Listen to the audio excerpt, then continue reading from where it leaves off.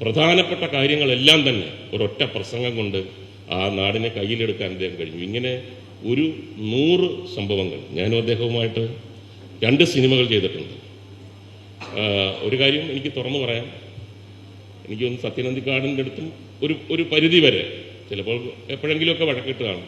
ഈ 43 കൊല്ലത്തിന് മുമ്പാണ് ഞാൻ അദ്ദേഹത്തെ ആദ്യം കാണുന്നതും ഓടരുതമ്മാവ് ആളറിയാമെന്ന് പറഞ്ഞ സിനിമയിൽ. ലവ് അറ്റ് ഫസ്റ്റ് സൈറ്റ് എന്നൊക്കെ പറയുന്നത് പോലെ ഫ്രണ്ട്ഷിപ്പ് അറ്റ് ഫസ്റ്റ് സൈറ്റാണ്.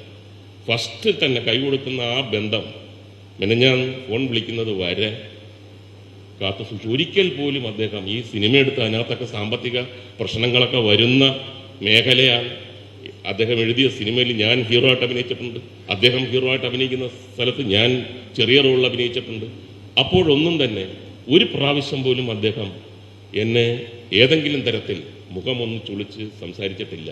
അത്രമാത്രം ഒരു സംശുദ്ധമായ ഫ്രണ്ട്ഷിപ്പ് ഉണ്ടായിരുന്ന ആളാണ്.